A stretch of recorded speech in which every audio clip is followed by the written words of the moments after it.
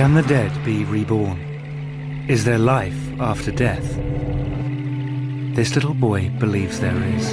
Hello, my name's Camden. Cameron remembers a past life on the remote Scottish island of Barra, over 200 miles away from his home in Glasgow.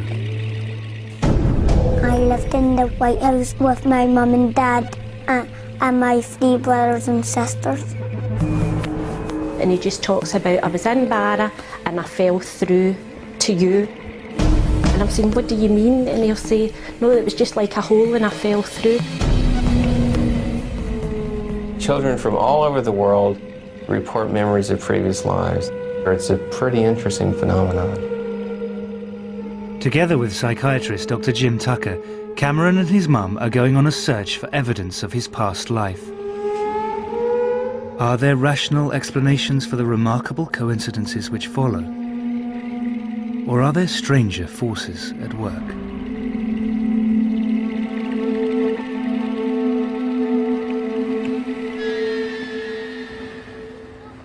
Norma Macaulay is a single mum who lives in Glasgow with her 2 young sons.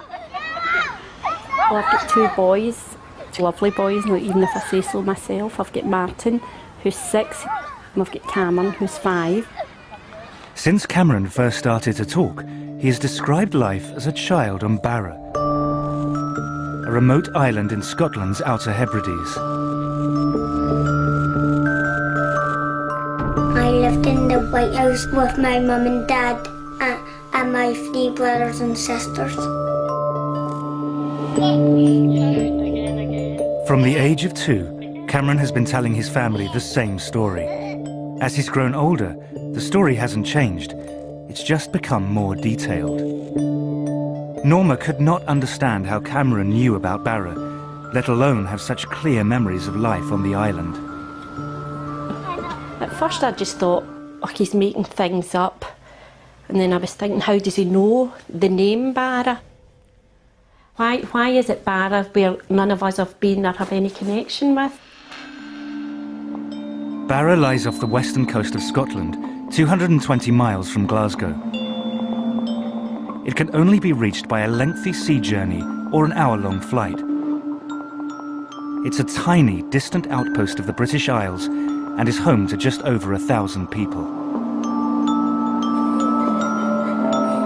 My favourite place in Barra was the beach, and I took my dog with me and I play with him and my brothers and sisters to play.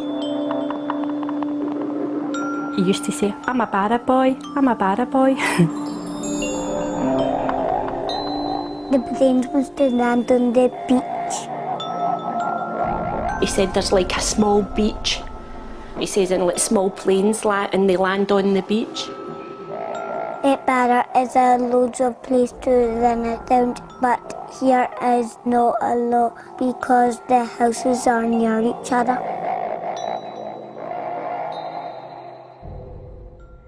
I did one time say one of these days we will go up and see Barra, and then it's like, well, I'll show you where my house is and I'll show you round. Will we see your Barra dad? No. Why not? Because he's dead. He's dead. He says, my real Barra dad didn't look left and right. My Barra dad got knocked down. Cameron even claims to know his Barra dad's name. Shane Robertson. Shane Robertson? Yes. So who was Shane Robertson again? My Barra dad. My Barra dad. Was that fast?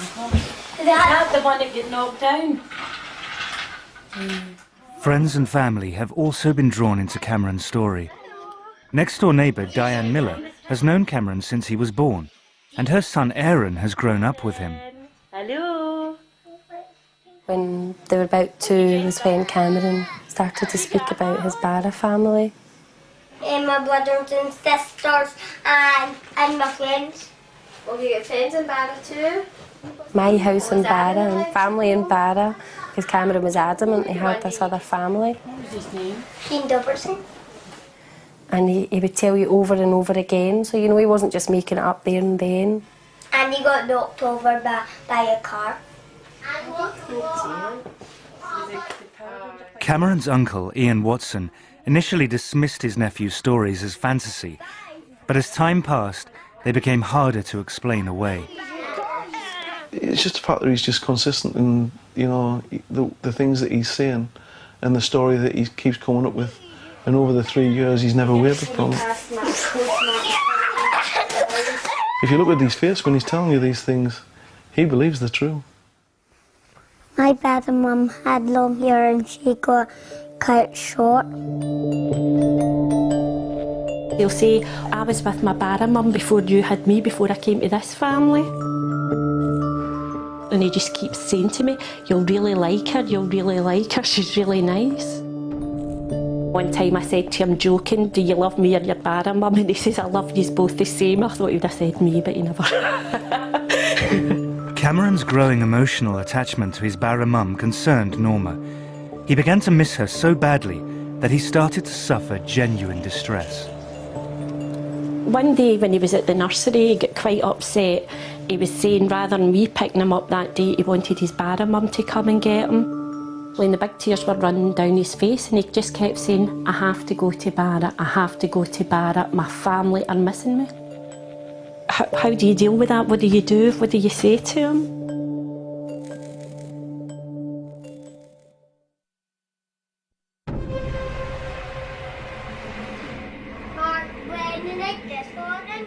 Ever since he could speak, Cameron has described a previous life, growing up on the remote island of Barra in the Outer Hebrides. Cameron is desperate to visit Barra, but Norma, his mum, wants to find out if there is a rational explanation for his unusual memories.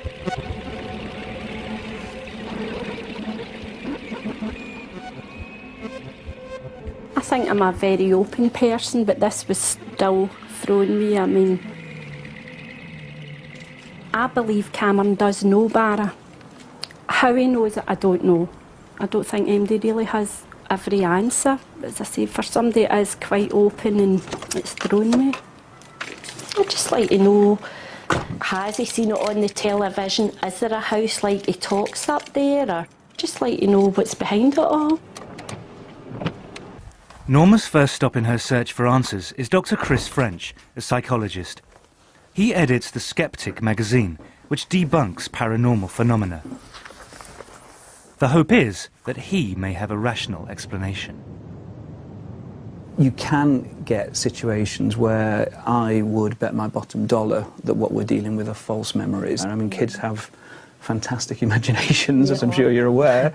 Obviously, these days, you know, we've got lots of TV programmes, lots of TV channels, we've got the internet. Yeah. Is there any possibility, do you think, that he might have, say, seen something on TV at some point, some programme that I'm not saying it's not possible, but I've never seen Barra on the television. I'm trying to think of times that Cameron would be watching programmes without me, or just like that sort of programme, but not to my knowledge. But I mean, it is possible that there was someone who told Cameron stories about life on the island of Barra, and then moved away. Well, I know everybody kind of round about, and as I say, especially the fact that Martin and Cameron are so close in age, so why doesn't Martin know all this? Okay, I mean, it may be that... I'm just saying that I take your point entirely. I take yours, but I'm just saying, I'd be more than practically 100% say, but there's nobody been told about Barra. I've asked my family. None of us know even anybody. It comes from Barra, been to Barra. But it may not be coming from your family. Yeah. You're either dealing with a situation where he has picked up the information through normal sources, or maybe, just maybe, you know, there's something kind of much more interesting and challenging going on here. Norma leaves Chris with more questions than answers. Could it be that Cameron's elaborate story is no more than a fantasy? Norma's next step is a visit to Karen Majors, an educational psychologist whose speciality is children and their fantasy lives. Pleased to meet you. And you. Cameron's mum. It's really interesting. Basically, how Cameron describes his world really seems to me quite different from how children with imaginary friends and imaginary worlds describe their experiences. He's saying it's real, and even very young children with imaginary friends will say they're only pretend, you know, or they'll call them my invisible friends.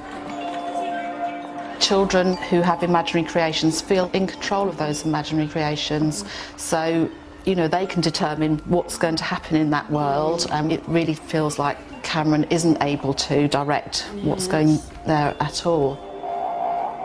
There is a consistent pattern, and Cameron's experiences don't really fit into that pattern, so I think it's about exploring other possible interpretations about how to understand Cameron's experience. Karen's conclusion reinforces Norma's belief that Cameron's descriptions of life on Barra are unusual. They set him apart from other children who construct imaginary worlds because he believes that they are real. But he is not alone. In the past 40 years, there have been reports of over 2,500 children who claim to have memories of another life. At the University of Virginia, a department has been set up to investigate these stories. Psychiatrist Dr. Jim Tucker is the director of research. So this is a worldwide phenomenon. It takes place in places and families with a belief in reincarnation and places and families without a belief in reincarnation. And in a number of the cases, the child's statements have been verified to be accurate. Many of these cases show a pattern of consistent and detailed information.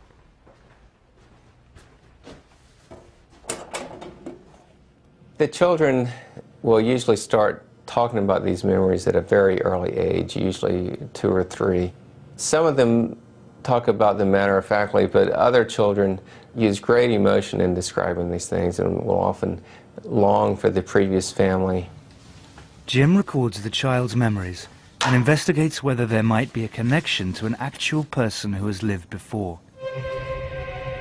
Many of the cases seem to defy simple, rational explanation. One of Dr. Tucker's most celebrated cases was a boy he investigated from the Midwest of America.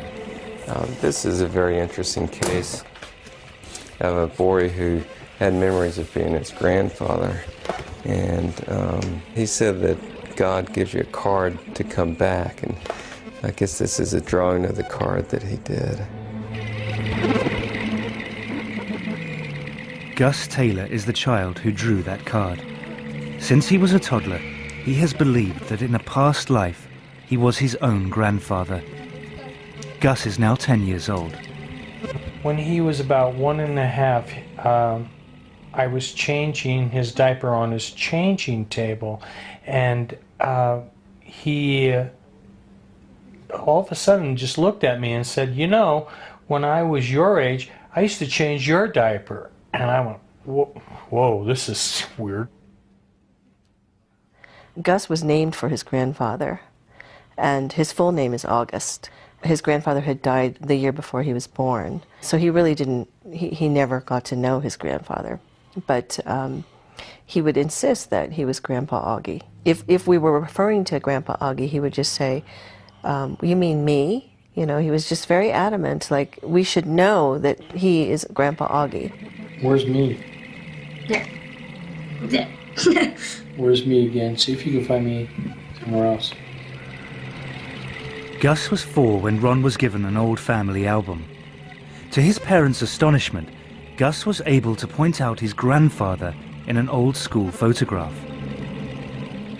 He also correctly identified this as the first car that his grandfather ever owned. He showed me a picture, and then I said, that was my first car. And then my dad was like, that's weird, because the car was Grandpa Augie's first car. So it was all scary. Kathy and Ron were intrigued by their son's ability to identify his grandfather in photos. But one day, Gus told them something that turned their intrigue to shock. Gus and I were chatting, and he started saying something about Grandpa Augie, which wasn't unusual. And I said to him, when you were Grandpa Augie, did you have any sisters or brothers? He said, well, I had a sister, but she died. And so that sort of caught my attention because, you know, we haven't had any deaths in the family. And he said, well, she died. And I just sort of looked at him and he said, yeah, she turned to a fish. She died, some bad guys. I just was flabbergasted. I really was just I was speechless. because I just couldn't understand how he would know anything about that. Apparently what happened was his aunt was murdered, and her body was dumped into the San Francisco Bay. There was no way he could know anything about her circumstances and how she died, because it was never discussed, and was barely discussed with me, with him, in my family. To hear my son, who didn't know my father, didn't know his aunt who was murdered, speak about this, and because that's when I just went, there's something going on here that I just don't understand. For many in the West, reincarnation is an alien idea. Chris French believes that it's simply a comforting illusion, which helps some people avoid the difficult realities of death. On the one hand, you've got science that says, once you die, that's it, that's the end, nothing else. On the other hand, you've got a belief system that says you will survive, you will be reunited with your loved ones. In a sense, you do go on forever. You know, how much more appealing can you get? I mean, we all want that, we'd all want to believe that.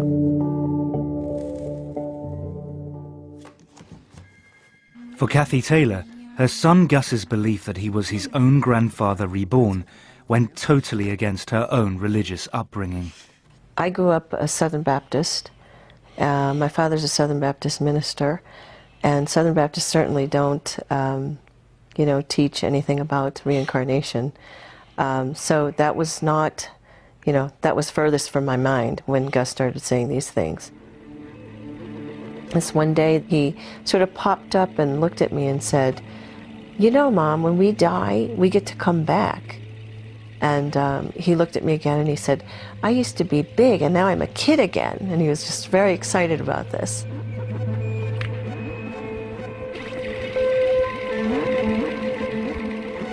He said that God gave him a ticket. And, he also referred to a porthole, and that he came through a porthole, and that he used to be big and all of a sudden he's through this porthole and then he's a kid again.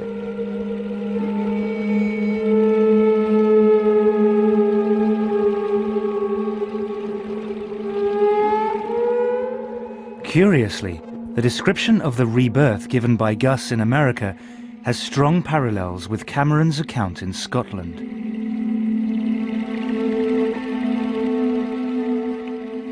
He talks about falling through from Barra to here. I asked him, "How did you get here?" And he just talks about, "I was in Barra and I fell through to you." And I'm saying, "What do you mean?" And he'll say, "No, it was just like a hole and I fell through," and that's all he says. It used to be Caitlin, and what was the other one? Megan. Megan. You're fancy Megan and Caitlin. You fancy everyone like one. Not doing yet. Aaron and Cameron had been playing, and Aaron had mentioned how it's okay if you die because Cameron said you come back again as somebody else, so it didn't matter if you died. It has become clear to Norma that there are no easy answers to the questions thrown up by Cameron's memories. Cameron has asked persistently to be taken to Barra. Norma has finally decided to make that journey. We are going to go to Barra. I mean, it wasn't a decision that was made lightly. I've gave it an awful lot of thought, stood up to an awful lot of folk that were against me doing it, and I just hope I proved them that I was right to do what I've done. Come on. Perhaps the trip will provide an explanation for Cameron's memories, or put them to rest. You want to run now? I think I'm hoping that when Cameron goes, it gives them proof, or, I mean, maybe go here and they'll say, "That's not Barra," so then that's fine, that's not Barra, end of story, that's the end of it.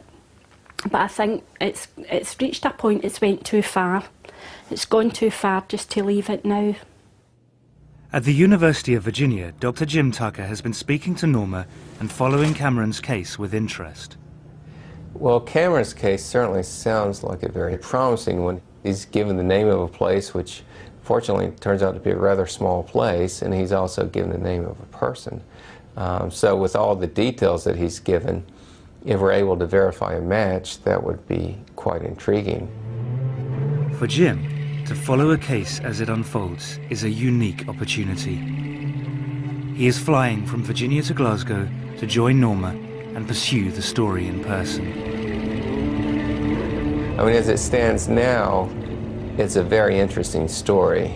If we're able to verify the statements, then it becomes more than that, because then it becomes evidence that he actually does have memories that have carried over from a previous life. This is Cameron. Hi, Cameron. Cameron, you saying hello? Hello. I'm Dr. Tucker. How are you? This is Dr. Hi, Tucker. Martin. What can you tell me about the house that you lived in? It was white. How many stories were there? Was it just one level, or was it more than one? One level. Yeah. Did you see your dad get knocked out by the car? Yeah. You remember his name? Yeah, what was his name? Shane Robertson. Shane Robertson. Do you remember what he looked like? He had spiky hair and he always wore shirts. Spiky hair? Is that what you And said? always wore shirts. Norma finally has someone to talk to who really understands her experience. It was getting to a point he was that convincing. I'm sure folk thought I've adopted him, or like he wasn't really mine, because he spoke so convincing about this other family. And has it slowed down, or is it still going as strong as ever? It calmed down for a wee while, but then it's back. Is he excited about the trip? Yeah. Yeah.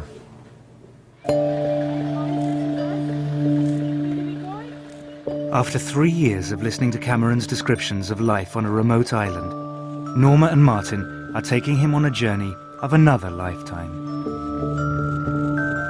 How's he going to react? What if he gets upset? What if we go and these things are there, how he's described? Cameron is finally going to visit the place that he calls home.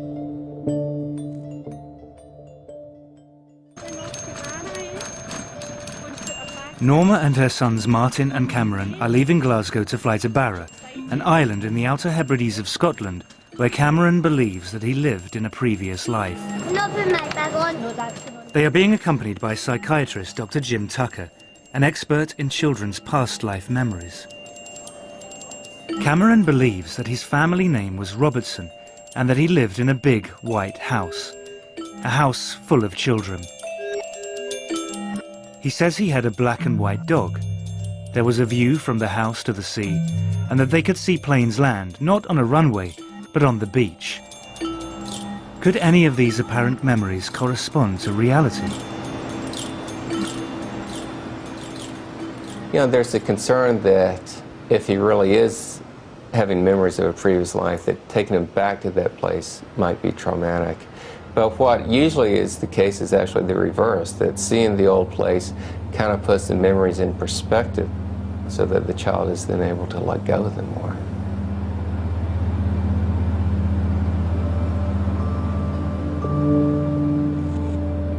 The planes must have landed on the beach.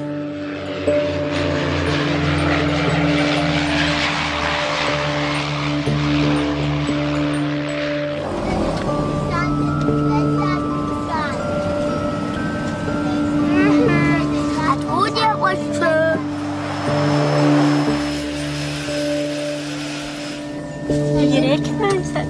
Yeah.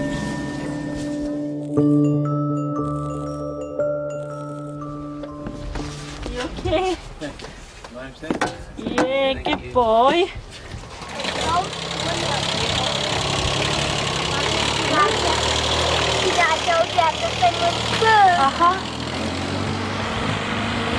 It's just after saying I told you it was all true. Feel happy to be here? Yeah. It looks nice here. Looks nice here. They go into the airport to collect their bags. I know that quite fake, but that one's really cool. He was saying he used to go over that bit over there, and when they used to see the rainbows, they used to try and jump up and get them. They're too high, aren't they? Well, we're certainly off to a good start. I mean, he feels that he recognizes the place.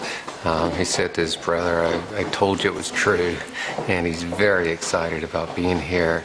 Mummy, I must always come down to this bit and I must play at the beach. Did you? You'll be able to show me, won't you?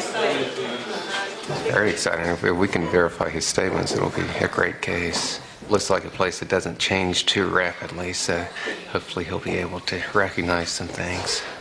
Feel happy to be back. Feel happy to be back, do you? You look happy to be back. Leaving the airport, they board the bus to drive to the hotel, and they get their first look at the island. Mummy, well, you might see it's in our house on the way. I know, we're trying to see if we can see it. You know what? I know the person who lives there, but...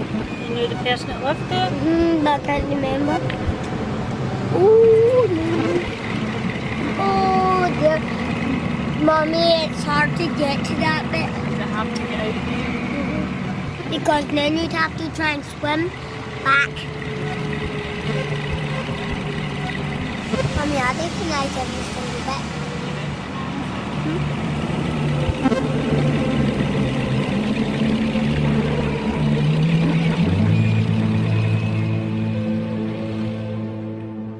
Cameron, don't jump about the bed. Can you believe you're here at Barra? Yes. I'm not exactly the same, but I recognise the beach. You recognise the beach? Oh, it looks like a beautiful place, doesn't Yes, it? yes. So what do you want to do tomorrow when we And go to the beach. go down to the beach? Yes, and I'll show you, and I'll show you what I did. Show me what you used to do. Oh, my socks! I forgot to do it. Take my socks. Next morning, the investigation begins in earnest. Norma and Jim set off to visit the local heritage centre to look for any record of the Robertson family and the man that Cameron calls his Barra dad. My Barra dad was called Shane Robertson, and he got knocked down. Hello. Hi, I'm Norma, pleased to meet you. Callum McNeil is the island's local historian. Tucker. Callum McNeil. Nice to meet you. Certainly the names don't immediately come to my mind. Certainly the name Robertson does feature, but certainly not the name Shane. And the name Robertson itself only features occasionally in the history of the islands. There doesn't seem to be any evidence that a family called Robertson lived in a house by the shore. Could Cameron be wrong about the name, but right about the house? I could see the beach when I looked out the window, and sometimes my brothers and sisters could go by themselves, and I looked out my window saying the planes land on the beach. And my brother had a black phone, and how you dial is you just go like that. He has provided some clues about the location and the period in which he says he lived on the island. Since he's talked about the planes landing and talked about phones, what sort of era would that put him in? More than likely after the war. After the More than likely after the war. And since he's talked about the plane landing and seeing that, we're probably thinking of a family toward the north end. Oh, yes, I would say so. If the to and froing of aircraft from the beaches featuring the island, that would indicate the north end of the island.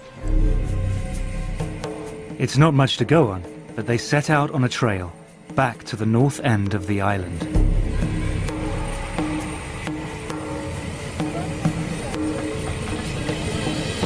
I thought he was fine, but I don't know about him. I was starting to feel anxious and saying, well, I hope he does recognise something for his sake and probably for my own, because I'm desperately looking for answers as well. Well, I think it's disappointing if a child goes to a place and doesn't recognize things. Often what happens is that by the time the child gets taken to the previous place, they're beginning to lose the memories anyway. Children seem to lose these memories by the age of 6 or 7, And this is the age where children are starting school and getting more fully wrapped up in this life. They have driven past many of the houses on the island, most of them white, some near the sea. But Cameron recognizes none of them. Sometimes I say I wish I could get in his head just for 5 minutes to see what it feels like to him, because obviously to him it's real. My dad and mum had long hair and she got cut short.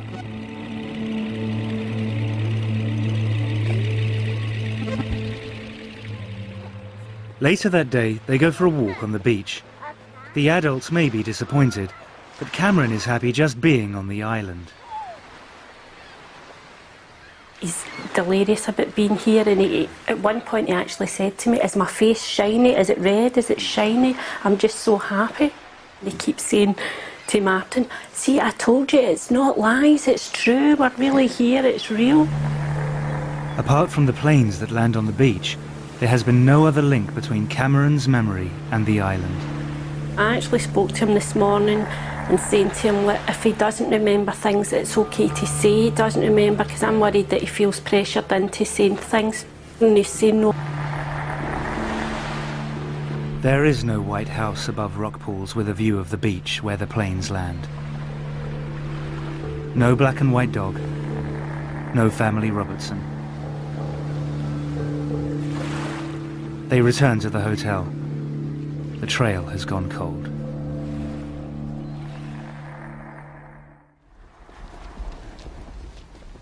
But next morning, they receive a phone call from Callum McNeil at the Heritage Centre.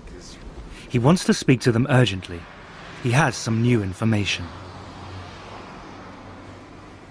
Phone call today informed me that there were people living with the name Robertson on the north end of the island, in a house by the shore.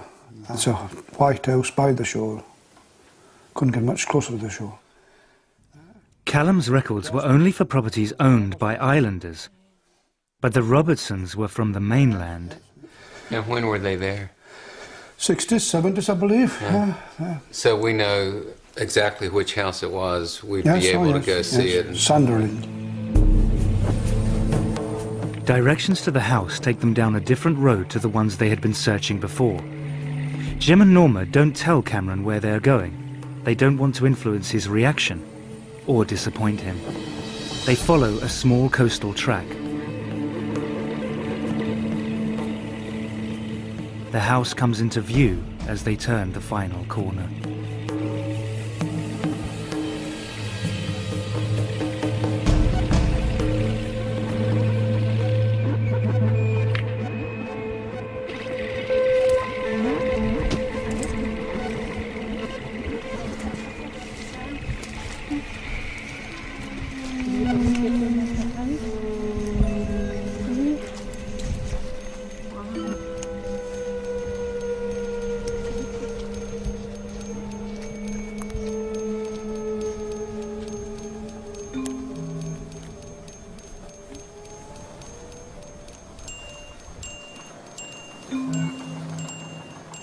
What's wrong?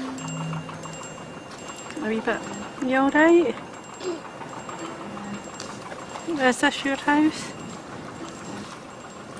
No, you get sad. Is this your house? Yeah?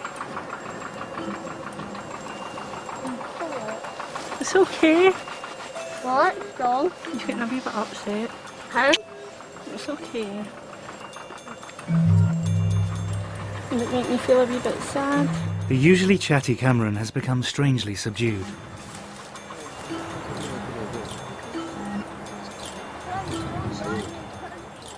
Just below the house, there are rock pools, and there is a gate to the beach. There's a gate round there. They said that was the secret way. They called it the secret way into the house. He's just saying he's excited, but he's sad as well. I think he's surprised and he's not sure how he's feeling. I'm not sure how I'm feeling either, to be honest.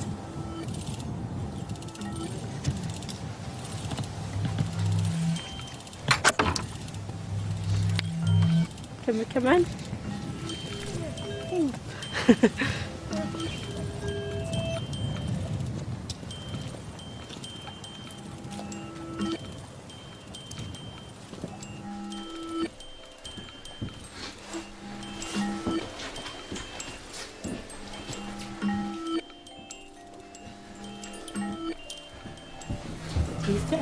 like that, haven't we? Let me look. What? Look. I know, wow.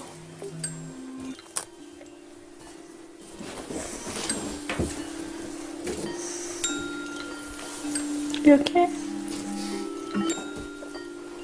Although much of the furniture and decor is recent, some of the features of the house, like the open fire, have remained unchanged for decades.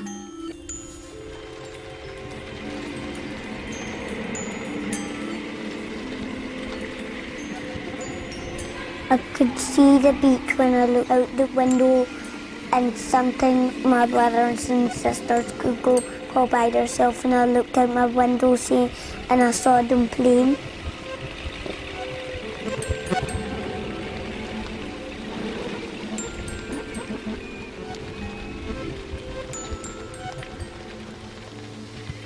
The girls were in this room? Yes. And the boys were in the other room? Yes.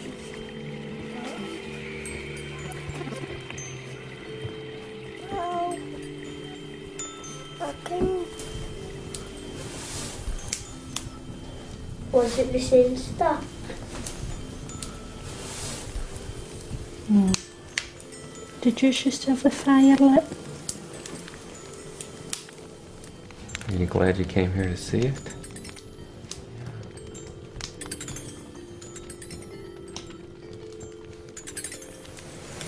Did you think that Bara Mum was going to still be here? Eh? No.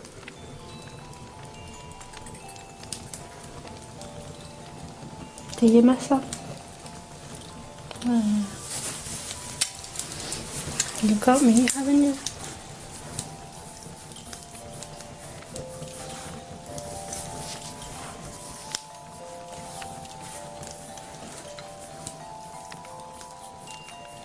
You about ready to go back home now? Yeah, get on the plane and fly home.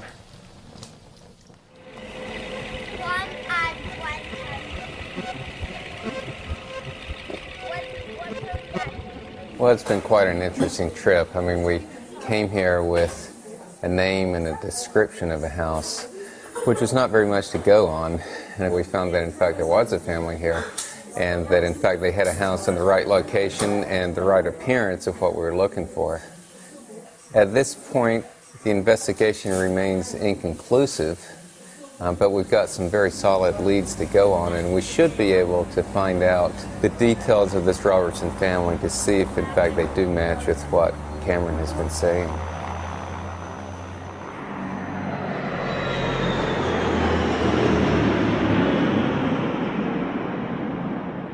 Back in Glasgow, Norma has arranged a meeting with Ruth Borum, a genealogist who has investigated the Robertson family history for her. She has found that the Robertsons came from Glasgow and that they owned the house on Barra for more than 20 years. She has traced a Gilly Robertson, who still lives in Scotland. But you don't know when and you don't know the surname. And I've been able to find a phone number and an address for Gillian and her husband. Gilly Robertson would have been a child holidaying in the house on Barra at the same time as Cameron believes that he lived there.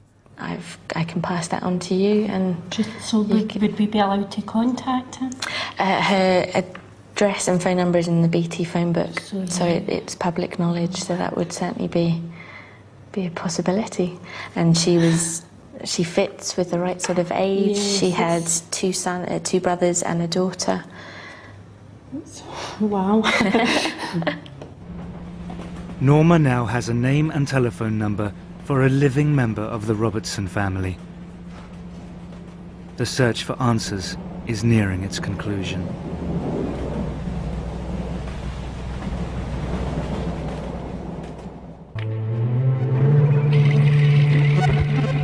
This is the house that 5-year-old Cameron believes was his home in a past life.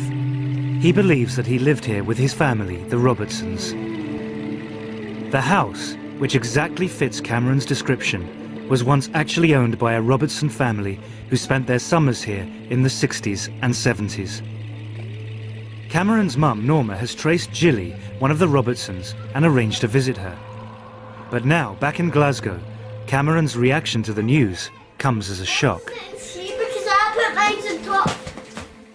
Last night was just an outburst. 1 minute we're laughing and joking, everything was fine, and then it was just, there was tears, and then saying he was frightened, and then the next thing him and Martin were fighting. It got a wee bit out of hand. It was like somebody had flicked a switch. He went from happy to, and it was, I'm scared, I don't want to go, Mum. But this morning he came in quite wide awake and started asking me about Jilly Robertson. And at one point I thought it was quite strange. He actually says, could Jilly be my sister if she was a wee girl at the house? And it's kind of, I think we've all been thrown a bit. Now he's asking, can he go? He wants to go and meet her. Hello. Hi there. Pleased to meet you, I'm Norma. Hello, Julie. Very nice to meet you. This is Cameron. Martin, come on. This is Cameron's big brother, Martin. He's finding somebody that's possibly his sister. Is he thinking, well, maybe I'll need to go back to that family? Because in Cameron's mind, the Robertsons were his Barra family. And I think that's what's frightened him. I mean, it's quite frightening. This is the house here, and down below the house, a lovely beach. Was that what it was like when you were in Barra? Yeah. But could you recognise it quite well when you went to see it? Although you were saying it had changed. Yes, you see, I think it has changed. I think the person who's bought it now has modernised it. Yeah. I played in the beach and took my dog and played fetch with my dog at the beach. Could I ask you, when you went to Barra, did you have a dog? Was there a dog there? Well, certainly Callum and Peggy, who lived in the house, they had a dog, a sheepdog. The black and white dog is just as Cameron remembers. But what about the name of his Barra father, Shane Robertson? Yeah. Well, certainly there aren't any Shanes in our family.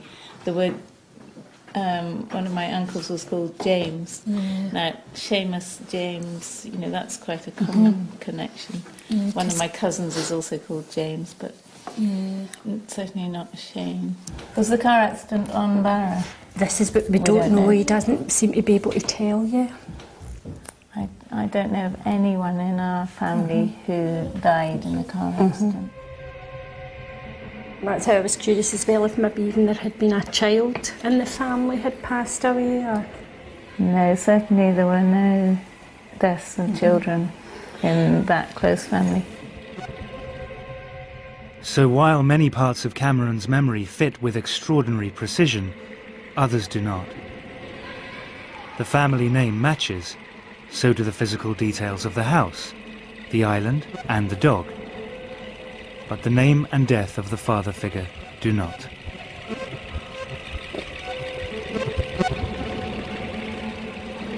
First I thought, I'm going to be disappointed if it doesn't make sense.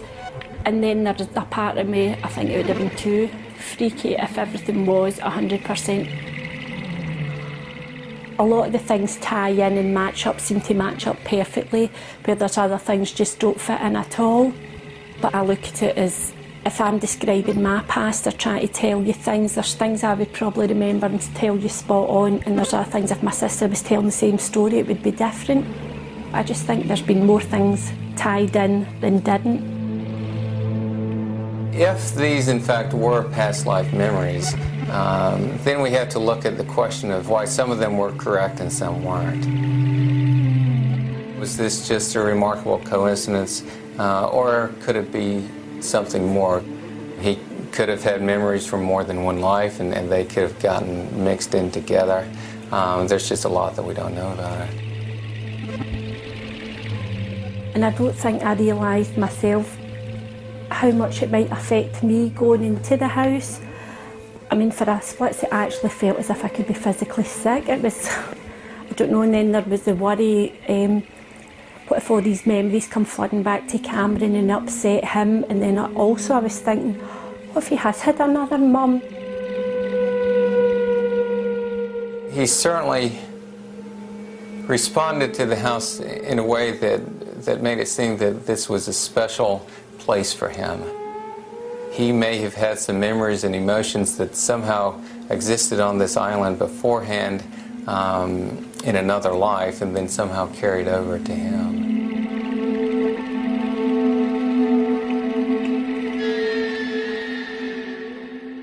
I personally think there's more to it than meets the eye, but there is some people, and everybody's allowed to make their own judgment, but I definitely think it's one of those things, there's something there. I can't tell you what exactly it is, but I think it's something we'll probably never know.